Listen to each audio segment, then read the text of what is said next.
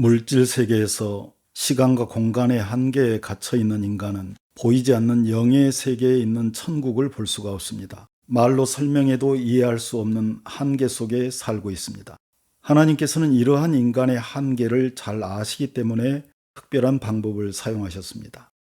구약시대는 노아와 아브라함, 그리고 요셉과 모세, 다니엘 등과 같이 그분이 신뢰하고 사랑하는 선지자들을 택하시고 하나님의 계획과 천국의 비밀을 시대에 따라 꿈과 환상을 통해 영상 기법으로 보여주시고 그것을 성경에 기록하게 하셨습니다.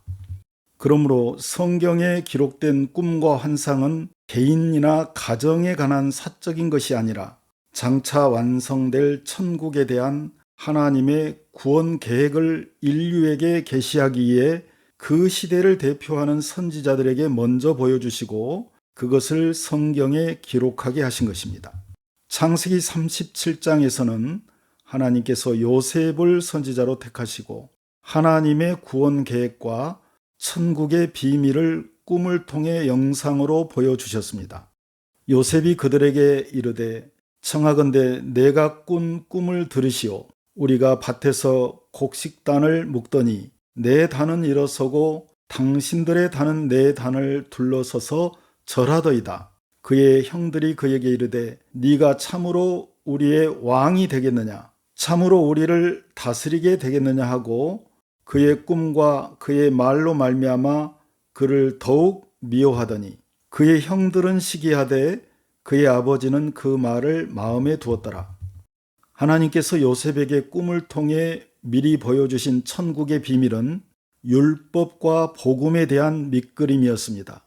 즉 율법으로 택함을 입은 자들과 복음으로 택함을 입은 자들, 곧 율법 공동체 교회와 복음 공동체 교회를 예표하는 하나님의 구원 계획을 꿈으로 계시해 주신 것입니다. 요셉의 꿈에서 곡식은 영혼을 비유하고 요셉의 곡식단은 예수님과 연합된 복음 공동체 교회를 예표합니다. 그리고 율법의 종들을 예표하는 야곱의 남은 자들에 해당하는 형제들의 곡식단이 복음의 아들들을 예표하는 요셉의 곡식단에 절하며 섬기는 것은 장차 천국에 들어가서의 영적 신분을 창세기에서 밑그림으로 보여주신 것입니다. 율법은 장차 올 좋은 일의 그림자일 뿐이요 참 형상이 아니다. 복음으로 하면 그들 복음의 아들들이 너희 율법의 종들로 말미암아 원수된 자요 택하심 율법으로 택하심으로 하면 조상들로 말미암아 사랑을 입은 자라. 하나님의 은사와 부르심에는 후회하심이 없느니라. 선지자 아브라함을 통해서도 율법의 종과 복음의 아들에 대해 비유와 예표를 통해 천국의 비밀 곧 장차 천국에 들어가서의 영적 신분의 비밀을 미리 계시해 주셨습니다. 아브라함이 여종 하갈을 통해 낳은 이스마엘은 장차 천국에 들어가서 율법의 종, 하나님의 종의 신분을 예표합니다. 그리고 사라를 통해 낳은 약속의 자녀 이삭은 복음의 아들, 하나님의 자녀의 신분을 예표합니다. 그래서 창세기의 예표로 기록된 내용을 율법과 복음에 대해 기록한 신약 성경의 로마서와 갈라디아서에서 다시 소환하여 그 영적 의미를 해석해 줍니다. 내게 말하라. 율법 아래에 있고자 하는 자들, 율법의 종들아. 율법을 듣지 못하였느냐. 기록된 바 아브라함에게 두 아들이 있으니 하나는 여종에게서 하나는 자유 있는 여자에게서 낳았다 하였으며 여종에게서는 육체를 따라 낳고 자유 있는 여자에게서는 약속으로 말미암았느니라. 이것은 비유니 이 여자들은 두 언약, 율법과 복음이라.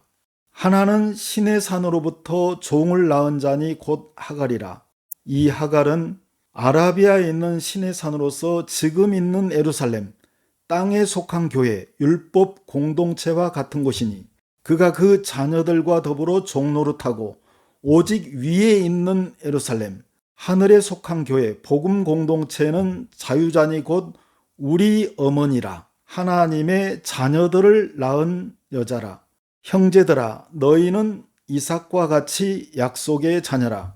그러나 그때 육체를 따라 난 자, 율법의 종이 성령을 따라 난 자, 복음의 아들을 박해한 것 같이 이제도 그러하도다. 구약 성경에서 율법의 종들을 예표하는 이스라엘 백성들이 하나님을 한 번도 아버지라고 부르도록 허락하신 적이 없었습니다.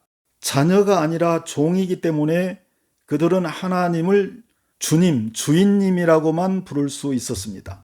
종에게는 상속권이 없고 자녀에게만 상속권이 있습니다. 율법의 종들, 하나님의 종들은 천국에 들어간 후에도 종의 신분으로 하나님을 섬기기 때문에 영원히 하나님을 아버지라 부를 수 없고 천국에 들어가서도 하나님을 주님이라고 부르게 됩니다.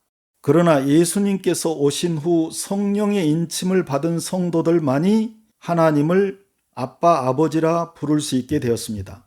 때가 참에 하나님이 그 아들을 보내사 여자에게서 나게 하시고 율법 아래 나게 하신 것은 율법 아래 있는 자들을 속량하시고 우리로 아들의 명분을 얻게 하려 하심이라.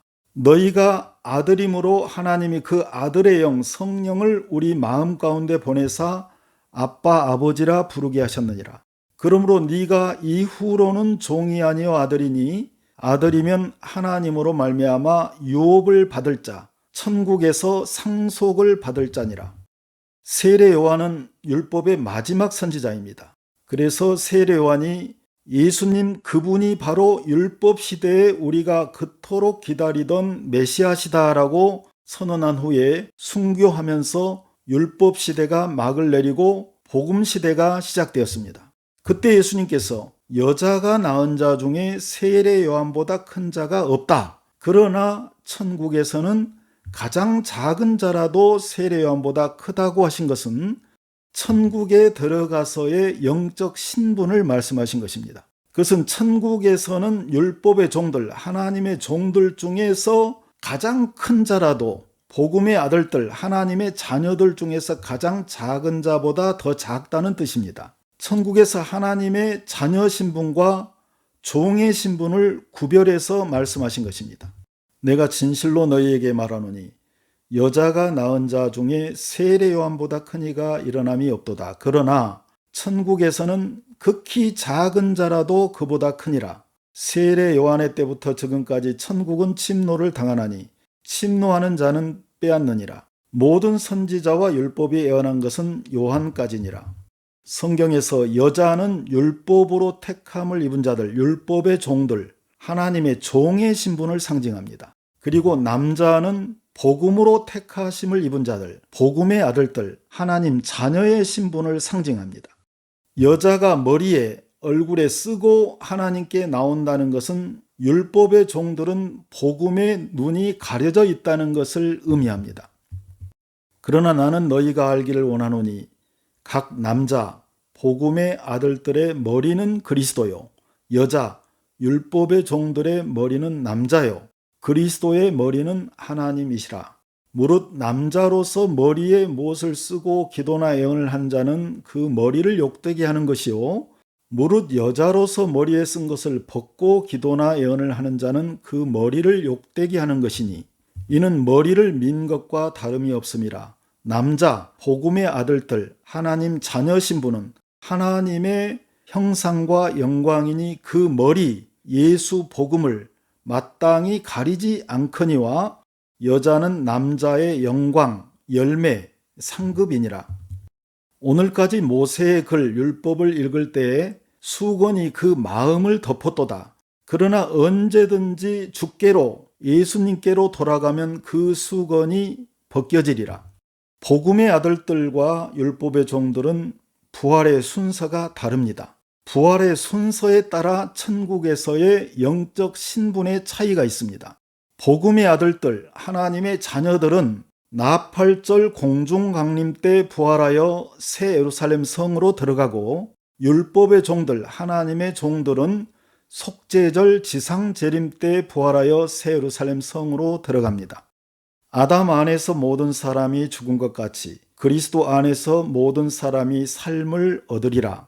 그러나 각각 자기 차례대로 되리니 부활의 순서, 먼저는 첫 열매인 그리스도요, 다음에는 그가 강림하실 때, 나팔절 공중강림 때 그리스도에게 속한 자, 복음의 아들들, 하나님의 자녀들이요, 그 후에 마지막에는 그가 모든 통치와 모든 권세와 능력을 멸하시고 나라를 아버지께 바칠 때, 속죄절 지상재림 때라.